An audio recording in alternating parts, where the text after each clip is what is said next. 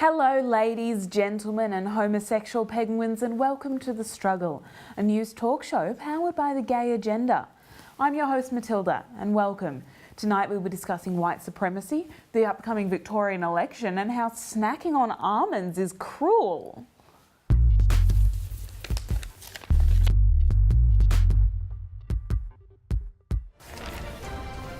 Breaking news. Avocados and almonds may not actually be vegan, so stop milking those nuts. As if life wasn't already hard enough. This scary development comes from the BBC show QI.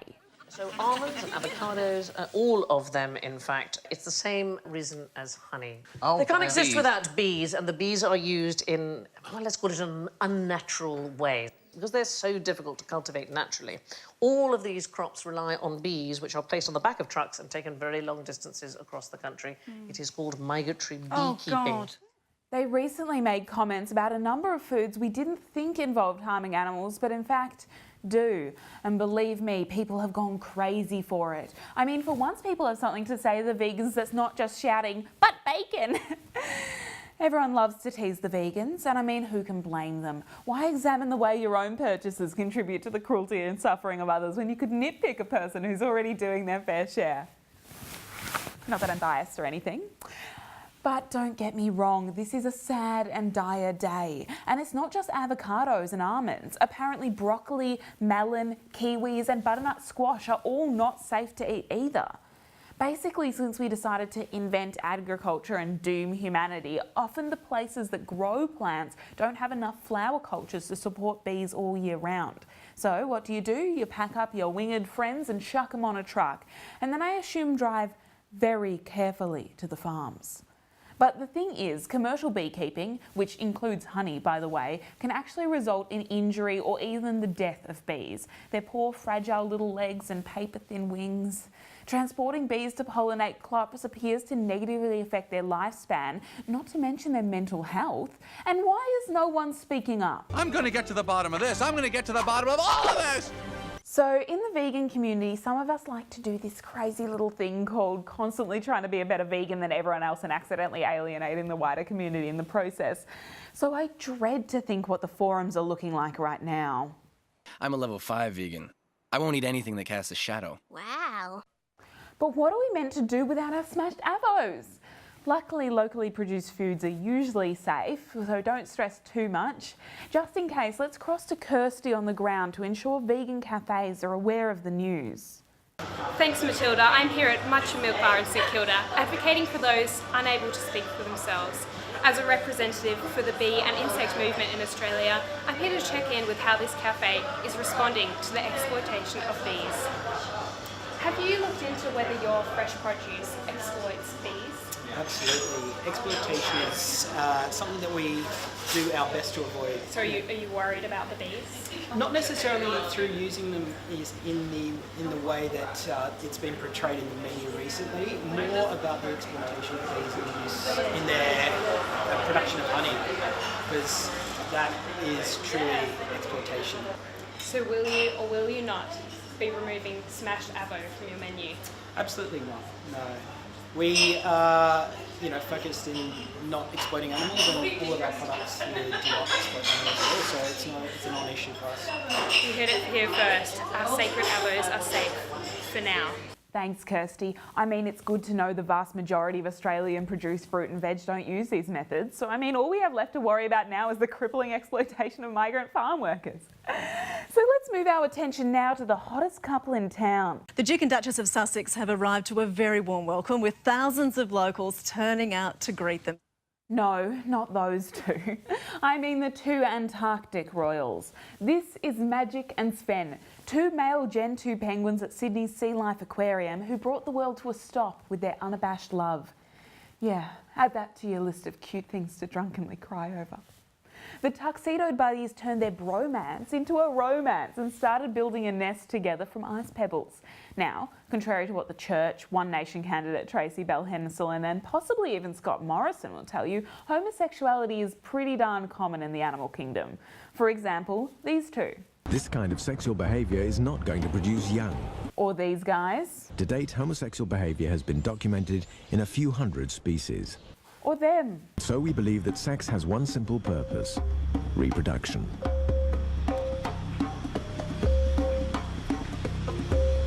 Christ, that was hot.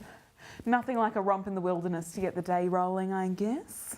Anyway, in a bid to test their nurturing skills, the aquarium staff handed them a dummy egg, and they did not disappoint.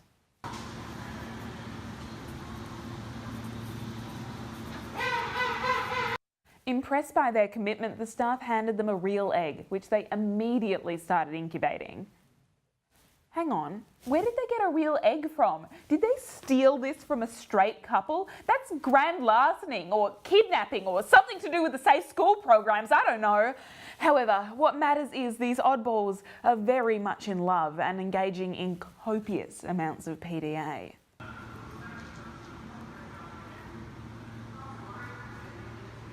Let's head over to our dating correspondent, Nicola Anthony, who's ready to rouse up some animals in the name of love. Oh my God, Matilda, I had a tingle in my taint when I heard the news.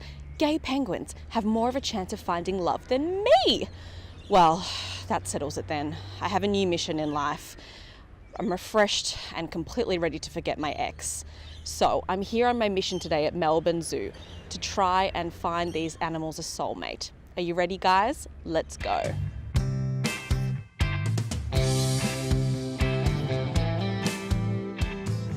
Okay, so when you do finally land that date, try and be a gentleman, all right, fellas? Remember, eye contact is key, don't hog the conversation, you know, just basic things that you do when you learn to interact with a human. And also, try and be as vulnerable as possible. You want it to be eating out of your hand by the end of the date. Now, giraffes display some very strong homosexual tendencies. They sometimes even prefer same-sex humping than heterosexual humping. Male-male foreplay can last over an hour. So, come on fellas, if giraffes can have a build-up, then so can you. All right, so I'm here with Lynn from Launceston, who's going to tell me how she feels about the animal rights. So Lynn, are you willing to stand for the gay rights of these animals? Of course, they should have the same rights as us. After all, they say cows are lesbians. Do they really now? Oh! Yes, so that's only one, but I'm sure there's lots of same-sex groups out there in the furry animal Yeah, in the animal domain. kingdom. Yes. Oh, well, so there you have it. It is a thing.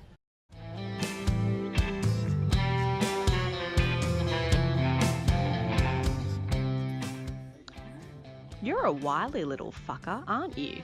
Yes. Go on, get in there. Give her a smooch. Oh, no, don't use too much tongue. Not on the first date. Just a soft caress, okay? Leave her yearning for more.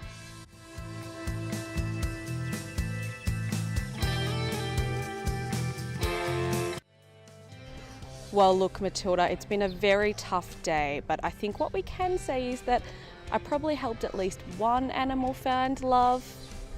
No? All right, whatever. Well, I'm going to be back here tomorrow to continue my quest for love. So, you know, wish me luck until then. Love is in the air, guys. You just have to feel it. Thanks, Nicola. Looks like you've truly discovered the circle of life. Now we're going to have to go a wimble way to an ad break.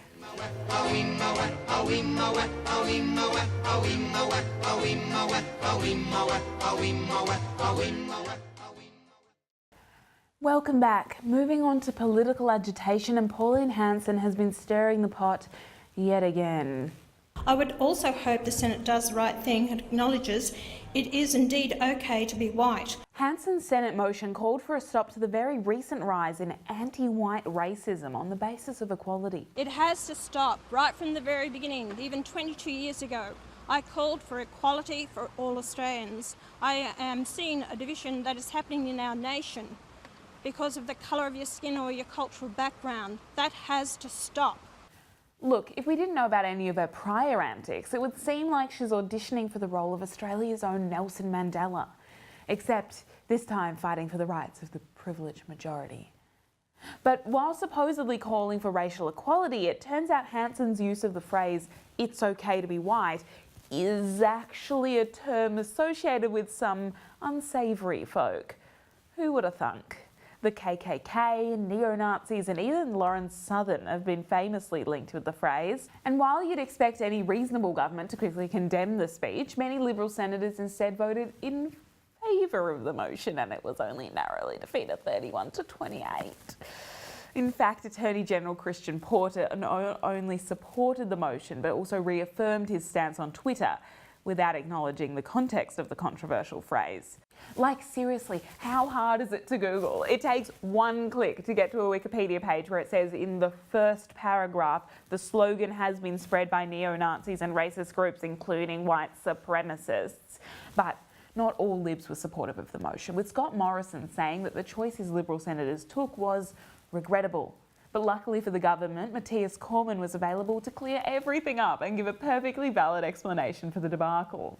As a result of an administrative process failure, the government senators in the chamber ended up on advice voting in support of the motion. Look, in ordinary circumstances, we call that a cop-out, but at the moment, we don't have a lot of faith in the Liberals' internal operations. You know, particularly since the PM's official website was reportedly bought by someone for $50. I mean, that song seems pretty autobiographical now. Scotty doesn't know. Oh, Scotty doesn't know. So don't tell Scotty. Scotty doesn't know. Scotty doesn't know. Because another music mishap is just what the PM needed. But for those sceptical that an admin error was to blame, maybe, just maybe, the government is scared of upsetting Pauline Hanson. They're terrified. They're trying to keep up the They're Greens and Labor. terrified of you. Oh, good. I hope they are. And they should be. Now, this whole situation might seem a tad confusing, so let's cross to our far-right correspondent, Pauline Hanson, to clarify the facts. Oh, Matilda, the government should be terrified, and so should everyone else for that matter, because I'm going to be speaking out against this stifling, politically correct climate. I mean, when minority groups say they're being discriminated against, everybody seems to sympathise with them. But when a white person claims racial vilification, they're suddenly treated differently just because they're part of a majority. And is it only my Queen Pauline that's speaking out against this madness? The most demonised person in this country is the white male. It has to stop. If we keep persecuting these white males, it's going to have a disastrous ramification for all Australians. And let me tell you, this smear campaign is ruthless. No white male is safe. That's right, say goodbye to your adventure-filled days out at Luna Park because it's going to have to close. Yep. If these white haters get their way, looks like Mr. Moonface's entrance won't be PC enough and will be engrossed by the anti-white movement. What's next? Luna Park replaced by a burqa? This is just political correctness gone mad. And this isn't a drummed up fear-mongering fantasy, it's a reality. Come to the Boxing Day test this summer and we won't be able to see our cricketing heroes, Steve Smith and David Warner. And you know what? Despite the fact that people might say that their suspension was from a little sandpaper trick, we all know that that was a scapegoat and that it's 100% definitely a race thing. Turns out that the only thing that's white will be the light towers, and let's be real, somebody's going to get offended and we have to fucking repaint it. This is not a joke. Just take a look at our public transport. The once embellished whites now tarnished by the greens. You can't stop this insidious left from victimizing everything and anything white. They even went after the Seven Dwarfs for not being politically correct enough. But then I can wake up tomorrow and find out Snow White was banned because she's not ethnic. What is going on? What more proof do you want, Matilda? Because this savage campaign against all the whites should be dismantled and it's despicable. So Pauline Hanson was right when she said that it's okay to be... Okay, once again, Pauline's got the terms correspondent and propagandist mixed up. While you were worried about the government spying on you through your webcam, they've been up to something much more sinister, spying on you from the bathroom.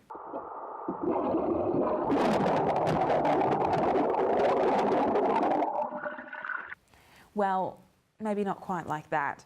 The results of the Australian Criminal Intelligence Commission's 5th National Wastewater Drug Monitoring Program were released last week, which involved sorting through Australians' faeces. So just remember, kids, if you thought your 8 a.m. bio tute was bad, at least you weren't nose deep in everyone else's shit. The results showed Australians are taking more uppers than almost any other country, with opioid use almost doubling in the past 2 years. I guess ScoMo's been taking some of those uppers himself. We consume around 1.2 tonnes of MDMA, 3 tonnes of coke and a whopping 8.3 tonnes of meth every year, according to an analysis of our wastewater. To put that in perspective, we consume the weight of one of the Sydney Opera House sails in uppers. Maybe those white sails represent something different after all.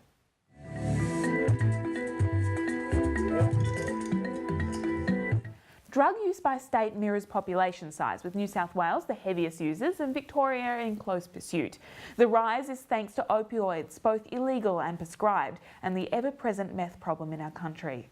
That's right, we're officially in the Ice Age. Australia has been mirroring the US's opioid crisis, with more and more people becoming addicted to prescribed painkillers like fentanyl.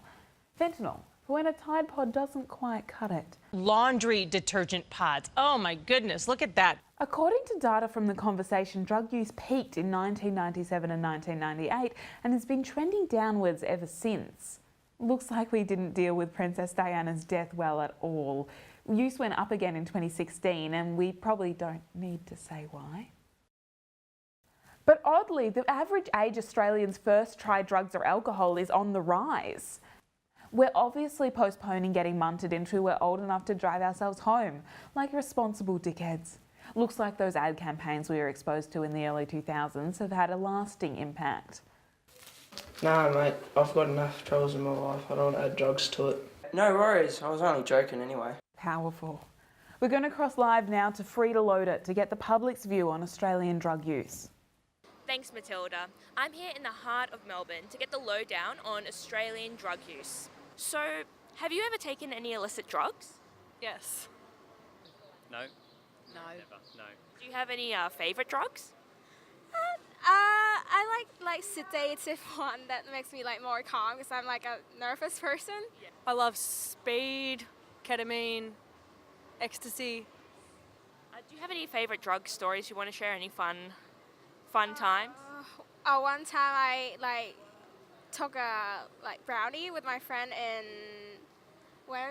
Vancouver, and then the first 5 minutes it was amazing. It was like the best thing ever, and then like the 5 minutes after, and I started puking. So I went outside the building to puke, and then my friend heard me puking, so he went out to see, and he was puking because I was puking. So we just went puking back and forth for like 3 hours. Why do you think Australian drug rates are on the decline?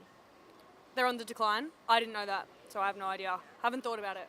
Yeah, fair. What's your advice for people who are thinking of taking drugs for the first time? I think first of all, they need to be in like a safe place with safe people that they trust, and I think they need to research a lot to know what they're getting themselves into. Yeah. If you don't think it's working, don't take another one. So, yeah. Thanks, Frida. Hard-hitting and insightful interviews as always. Anyway, guys, we'll be right crack after our next ad break.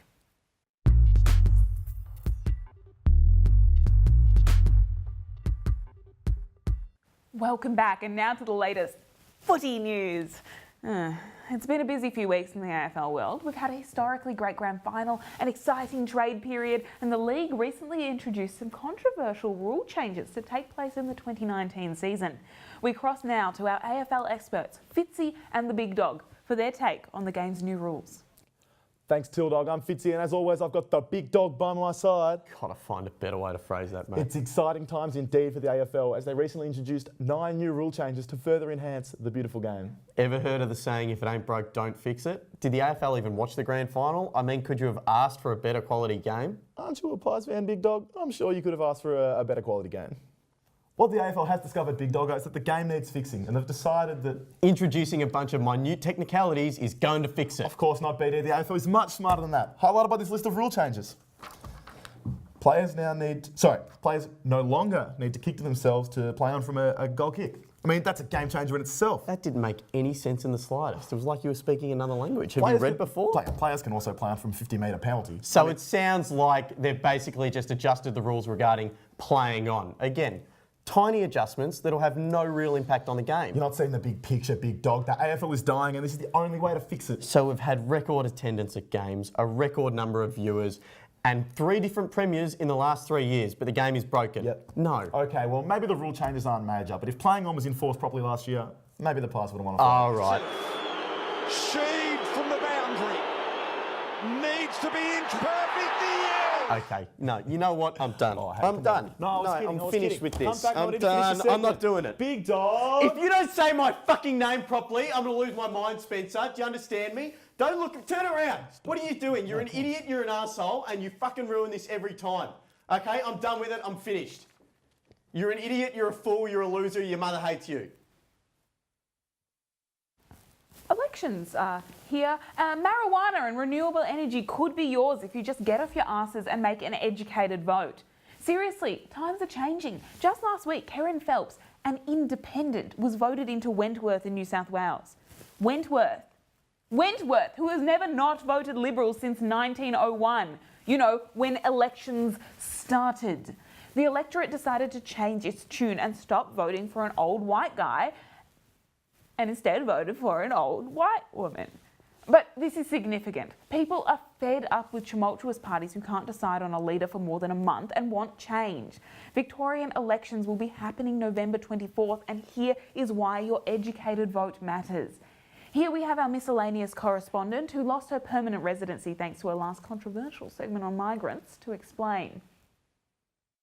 Matilda, yes, I did lose my PR thanks to this show. Turns out our show's lawyer is terrible. I have even more reason to encourage you all to vote for a party that might make a difference so that I can get my PR back.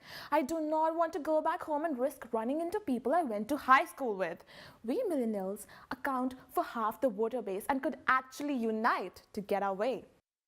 Millennials are going to make up for 35% of the workforce by 2020, and it's going to be up to us to decide who stays in power. In fact, the strongest demographic is now of those between the age group of 30 to 34, and that is essentially because of the Asian migrants. I know, we're fucking everywhere. An increasing number of young voters are becoming supportive of the left, voting for parties that work towards egalitarianism and social equality, which means for the first time ever, someone but Labour or Liberal might actually have a shot at this election. Back to you, Matilda. Wait, do we actually have power?